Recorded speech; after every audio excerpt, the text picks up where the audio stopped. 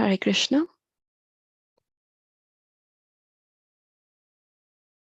We are reading Srimad Bhagavatam, Canto 3, Chapter 3, Verse 27. Om Namo Bhagavate Vasudevaya.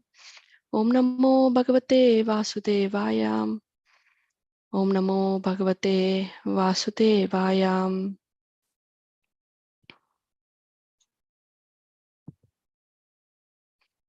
Hiranyam Rajatam Shayam Vasamsi Ajina Kambalan Yanamratan Iban Kanyam Dharam Vritti Karimapi. Word to word meaning: Hiranyam, gold; Rajatam, gold coins; Shayam, bedding; Vasamshi, clothing; Ajina, animal skin for seats; Kambalan, blankets; Yanam, horses; Ratan, chariots; Iban, elephants; Kanya, girls; Dharam, land; Vritti, karim, to provide livelihood; Api, also. Translation: the Brahmanas were not only given well-fed calves in charity, but also gold coins, bedding, clothing, animal skin seats, blankets, horses, elephants, girls, and sufficient land for maintenance purpose.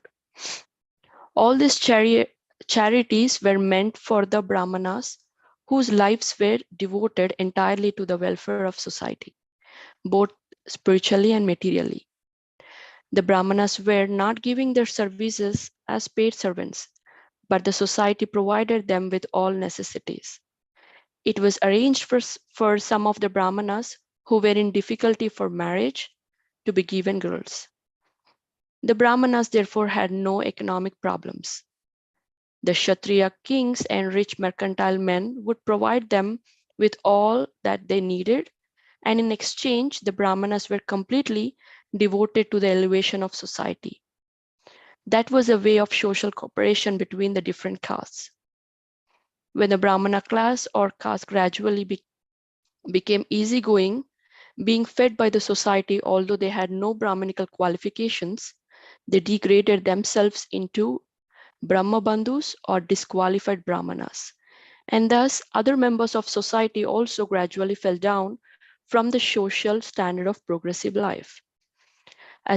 As described in Bhagavad Gita, the caste system is a creation of the Lord and is arranged according to the quality of work rendered to society and not in terms of birthright as falsely claimed in the present degraded system.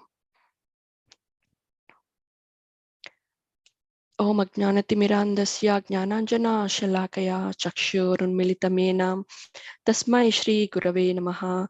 Shri Chaitanya Manobhistam Stapitam Yena Bhutale Swayam Rupa Kadamayam Dadati Swapadantikam Vandeham Shri Gurun Shri Utapadakamalam Shri Gurun Vaishnavamscha Shri Rupam Sagrajatam Sagana Raghunathanvitam Tam Sajivam Sadvaitam Savadutam Parijana Sahitam Krishna Chaitanya Devam Shri Radha Krishna Padan Sagana Lalita Shri Vishakhan Vitamsha. He Krishna Karuna Sindhu Dinabandhu Jagatpate Gopesha Gopika Kanta Radha Kanta Namostute Tapta Kanchana Gaurangi Radhe Vrindavaneshwari Vrishabhanu Stute Devi Pranamami Haripriye Vancha Kalpatarubhyascha Kripa Sindhubhya eva cha Patitanam Pavanebhyo Vaishnavebhyo Namo Namaha. Jai Shri Krishna Chaitanya Prabhu Nityananda Shri Advaita Gadadhar Srivasadi Gaura Bhakta Vrinda. Hare Krishna, Krishna Krishna, Hare Hare, Hare Rama, Rama Rama, Hare Hare.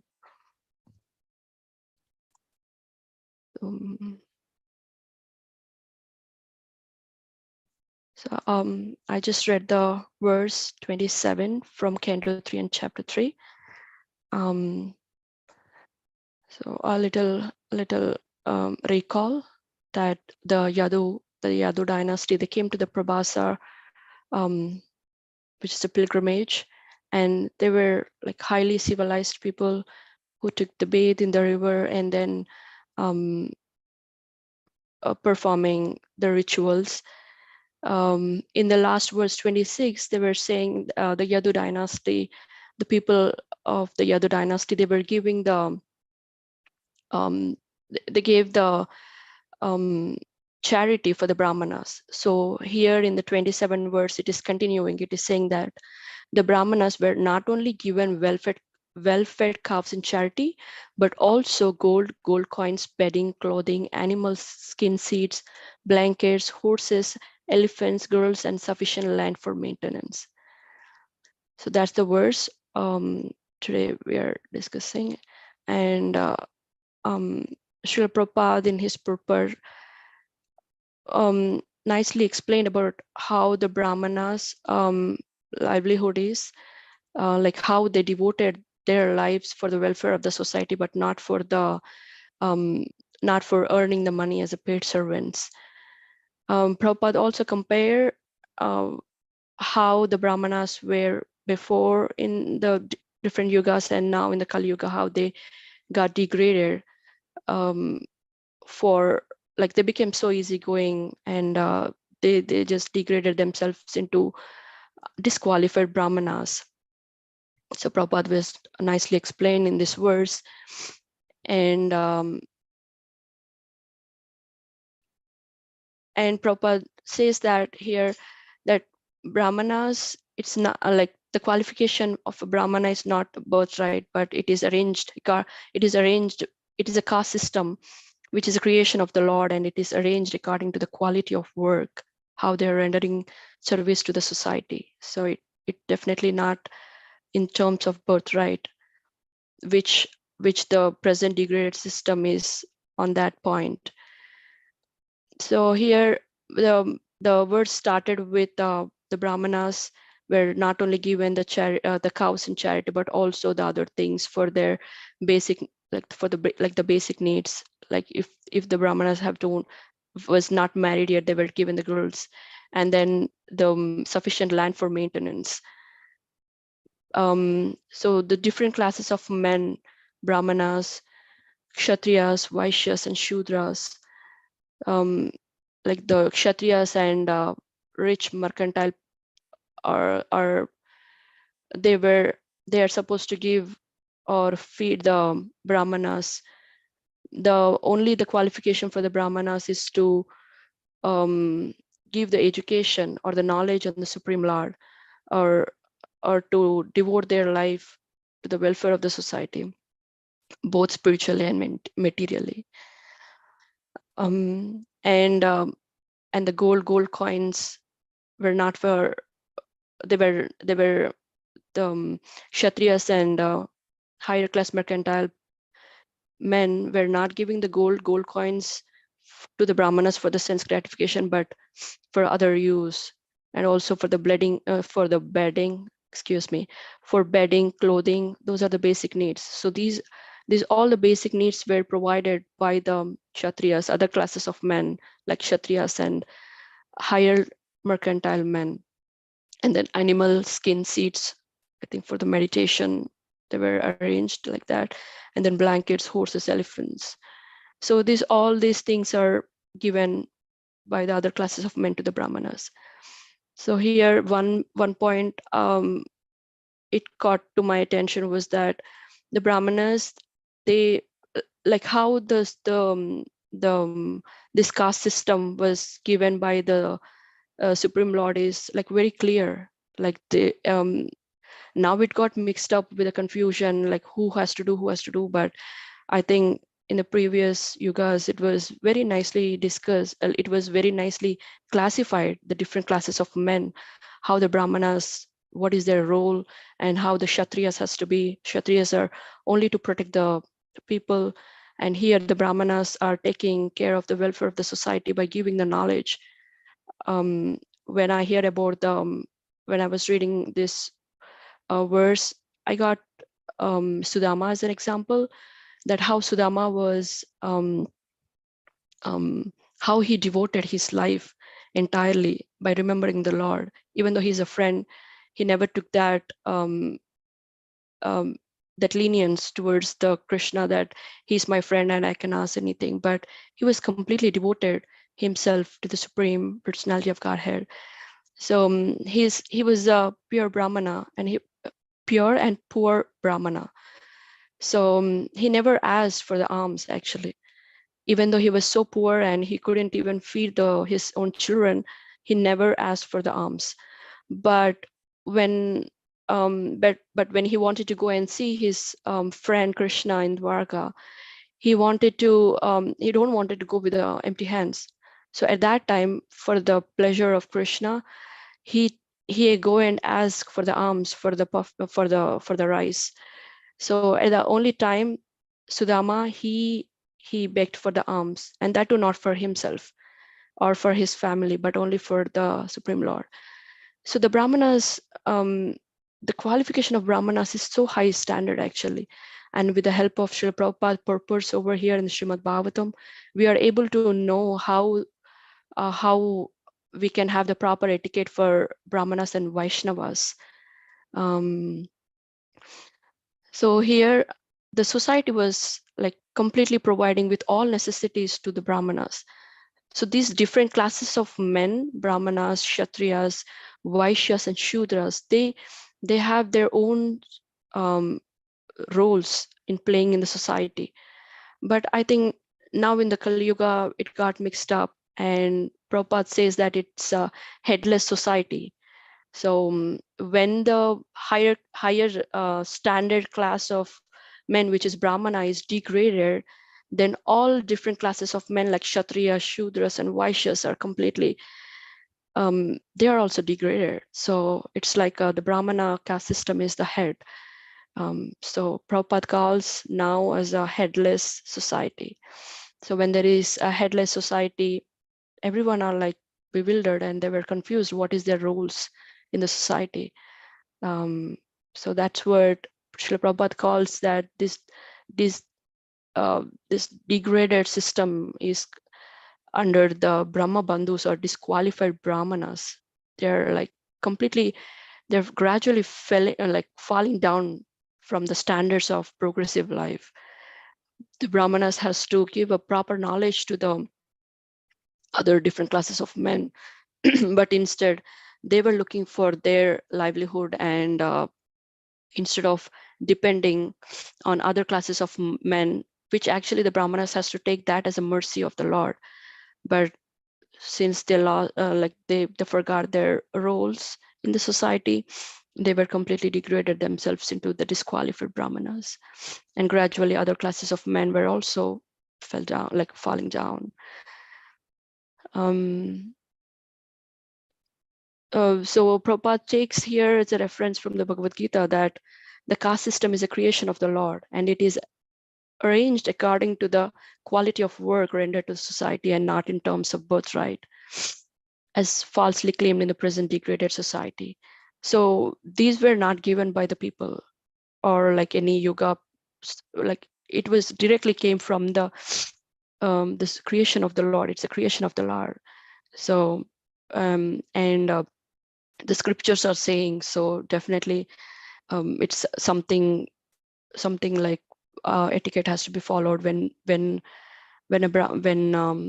like how the Brahmanas has to be treated, and also on the Vaishnavas. So everything the Lord is arranged according to their quality of work rendered to the society, but not in terms of the birthright. Like many people claim in the Kali Yuga that I was born in a Brahmana family, and then now let me take that ownership of like taking like whatever he wants. Like that's how we see so many so-called Babajis who are saying that they're claiming that I'm the Lord. So because they don't even have their like they don't know what's their purpose of the life, and then they just say that I'm the God, and then I have some powers. So it's completely like they are the disqualified Brahmanas. So Prabhupada is like telling through this purport like how the Brahmanas has to be like what's the role of the Brahmanas, And even though we are in Kali Yuga, we can, with the help of the scriptures and especially with the Prabhupada purpose, we can have this, we can know how the Brahmanas and Vaishnavas has to be treated. Yeah, I think that's it from me, and that's how much I prepared. If you have anything sharing, please go ahead and then start the conversation, or we can end here.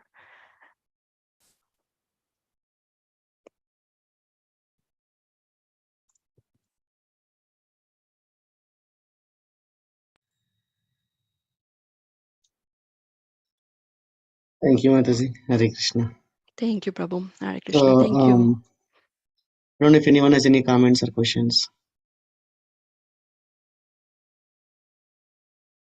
So I have I mean, maybe we can discuss. I have a quick question regarding this. Whenever we see this charity given to the Brahmanas, so we were talking the other day also. I mean, they were given the, for example, in this case, it says the land for maintenance. So I know the Brahmanas need something for the maintenance, but generally, the taking care of the land is the, I mean, it's a Vaishya's rule, right? I mean, that's how the cows and the land will be taken care by the Vaishyas.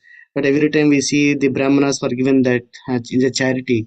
So, I mean, I'm not sure actually because multiple places it gives. That's how the charity was given also.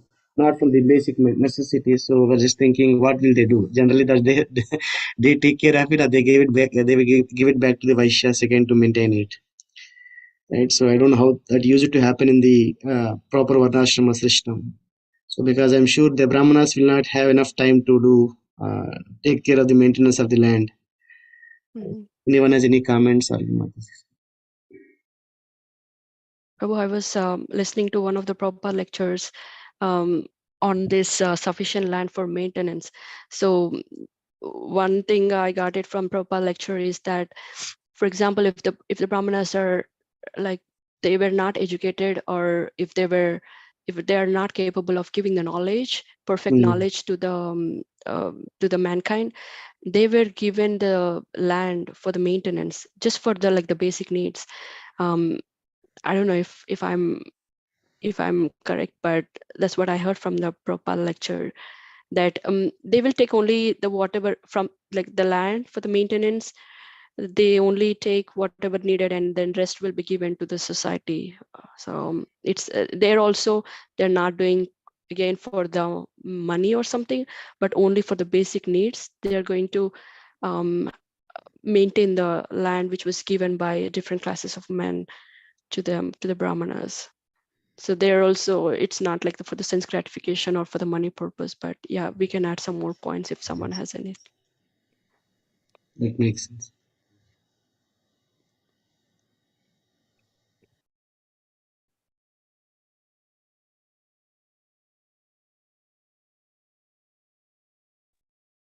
Hare Krishna, Prabhu. Hare Krishna, Mataji.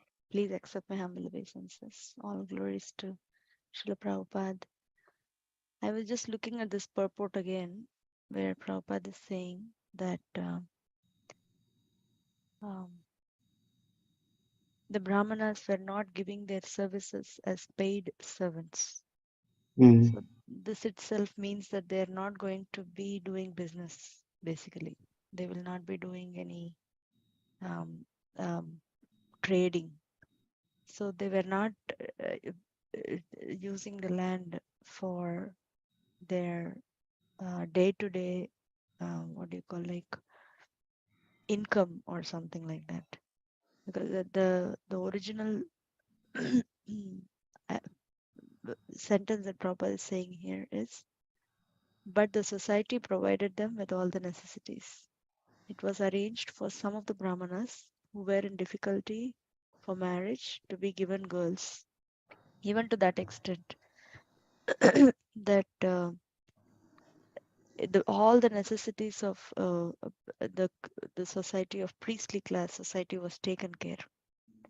And also they also did not want more than what was necessary. That was a right balance. If they also were greedy for more, then nobody can meet anyone else's needs. but they were also balanced, and whatever was maintenance, even the translation says, interestingly, yeah, it does say many things like gold coins, bedding, clothing, skin, the deer skin seats, blankets, horses, elephants, girls, and sufficient land for maintenance. So this seemed to be the way of life at that point. Um, right now, we are not able to imagine this way of life. For us, right now, gold means not really trading or like to buy something or things like that, or to give charity. Nobody gives gold. Everybody writes a check now. So it's just different kind of dealing at that time, I think. And also, if you remember, Vasishta had Kamadhenu. Mm. He had cows. Everybody had, but I don't think they were maintaining in a way of doing Earning. business. Yeah, yeah, they were maintaining as their pretty much like their praja, and not exactly like Kshatriya style maintenance, but Mm. charity and giving and giving charity and taking charity both are Brahmanas. Um, Patan Patan Yajan Yajan and Dana Pratigraha. Everything is actually Brahmanas. What do you call the duties or what they do? So they if they received these and if it was excess, then Dana Pratigraha. So they also probably give Even. and keep only what is necessary. So that's what is coming to me with this discussion. Thank you. Because it specifically says that it's for maintenance. It's not Mm. for luxury. Yes. For This, accumulating. Yeah. yeah, it's for maintenance. Yeah, yeah. Thank you, Mataji, for Thank adding you. points. Hare Krishna Mataji, please accept my humble obeisances. All glories to Srila Prabhupada. Hare Krishna Prabhu, please accept mine too. All glories to Srila Prabhupada. I just want to add to the discussion that's going on. Actually, Shatrupa Mataji's points are very, very, thank you for those. See, in Tamil Nadu, there are temples, very ancient temples, which were not destroyed by time or by men. And they have these copper plate records. And these copper plate records actually define the structure of the society in the gone by days. So there was a social commitment in addition to the spiritual commitment. The spiritual commitment was made by the Brahmanas, whereas the social commitment was made by the society. So any place, these what we call as gurukulas and priestly class, there would be a temple and there would be gurukulas, and these were supported by the population of that area.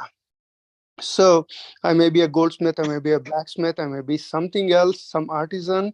All these people, they would contribute to the temple. And from the temple to all the gurukulas where all the teachers were there, there would be a stipend that would be given to the teachers as well as the students too. And in the Gurukula, there was no discrimination, there was no caste, because the students could go through the class and at some point of time decide, well, I don't want to become a Brahmin, but I want to become a goldsmith or something else that suits me, and all these things were being taught. So Gurukula doesn't mean just scriptures were being taught. There were also other things that were being taught, including Jyotish Shastra, Surya Siddhanta, and even these crafts, livelihood, business, all of these were being taught. But all these teachers had to make one commitment. They will live off what was given to them by the temple or by the state and not aspire for anything else.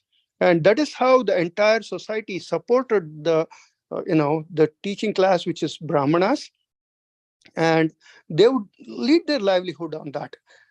Generally, in smaller places, what happens is you wouldn't have such an opulent temple, and then naturally the teaching class or the Brahmanas would suffer, whoever they were. And then if you were nearer to the bigger centers or you were patronized by the king or somebody like that, then you would really have very good facilities. So this was the entire structure where the temples were even involved in like banks, like if you wanted to start a business, they would actually finance you. And that is how, the Tamil kings and the Tamil, what do you say, traders would go across, taking huge ships and sail across the seas, and they would be, trading and coming back and repaying the bank, here in this case the temple. All of this structure existed. Now what has happened is all of that has been removed, and what is remaining is only, the deformed caste system, which is based on birth and not on qualification. In those days, you could be born as somebody, but you can become a Brahmana. You could be a Brahmana, born in a Brahmana family, but you could become something else totally. One example for that is, the Karnataka king called, I forget his name now. Okay, so he was born a Kshatriya, but because his parents were assassinated in a coup, he was taken away. He was given to the head priest of the kingdom, and he took him away and brought him up as a Brahmana. Taught him everything and everything. All of this was going well, but one day what happened is there was something that enraged, some misbehavior in the society that enraged this boy, um, Mayura, yeah, Mayura Varma, this boy Mayura Varma, and immediately he pulled out a sword from somebody else and started fighting the proprietors. And how did he get this knowledge? Just by watching and instinct, So you could be whatever you want in the society. There would be no restrictions as long as you were qualified. I just wanted to add this. And again, the social contract versus the spiritual contract, I think that is very key to all of this. Thank you, Mataji. Thank you, Prabhu. Hare Krishna.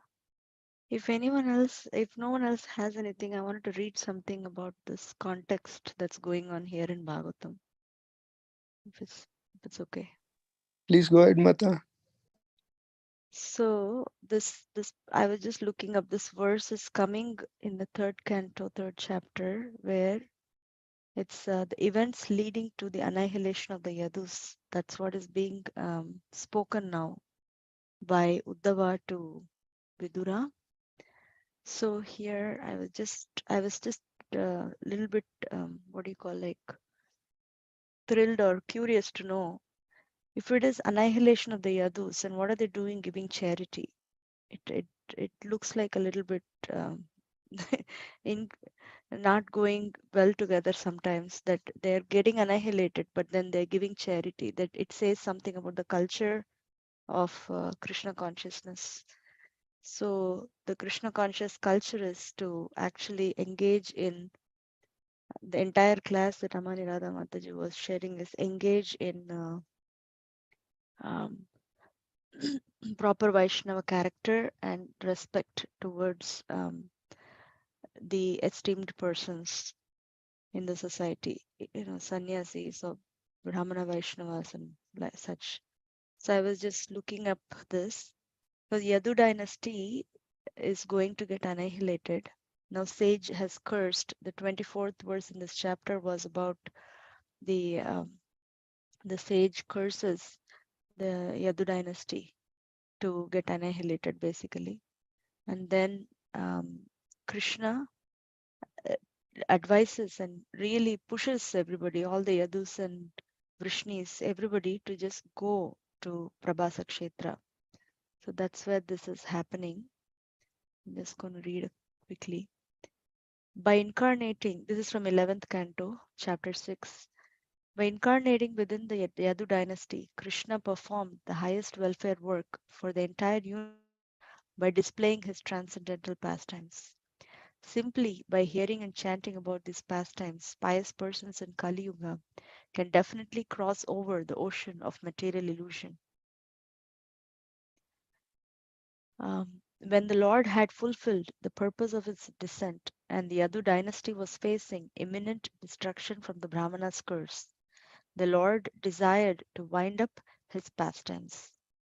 When Brahma prayed to the lotus feet of Lord Krishna for the deliverance of himself and all other demigods, Sri Krishna revealed in his reply that after the destruction of the Yadu dynasty, he would return to his own abode.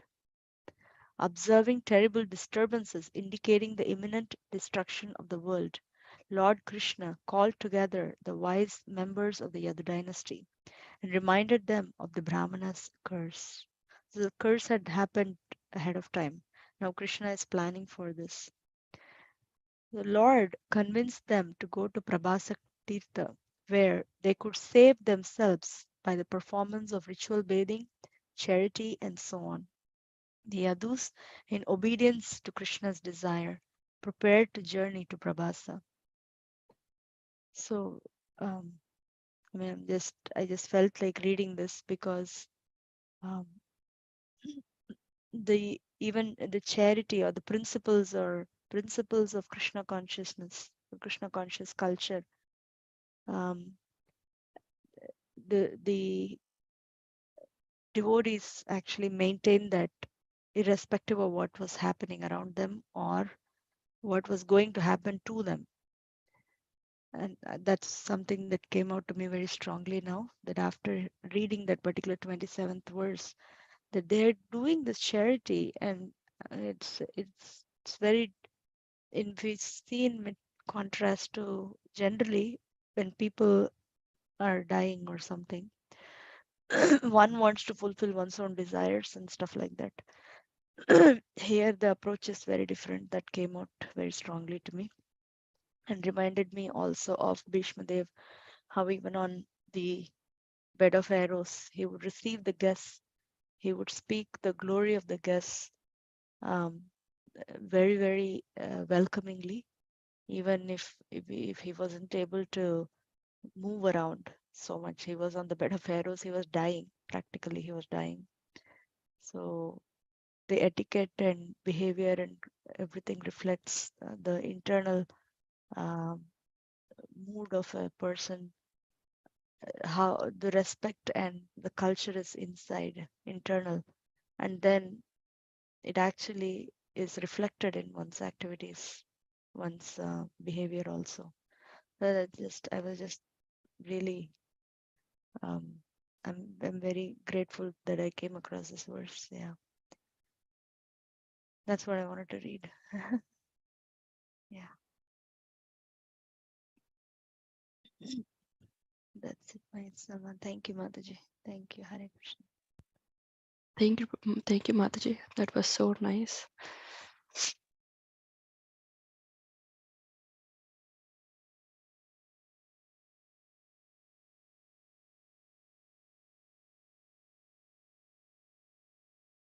Any other discussion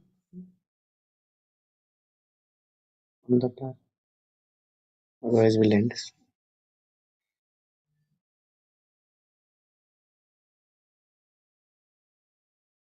Shall we end Mataji then? Yes, Prabhu. Thank you. Thank you. Vanchakalpatarubhyascha kripasindhubhya eva cha patitanam pavanebhyo vaishnavebhyo namo namaha. Thank you, Prabhu. Thank Thank you, everyone.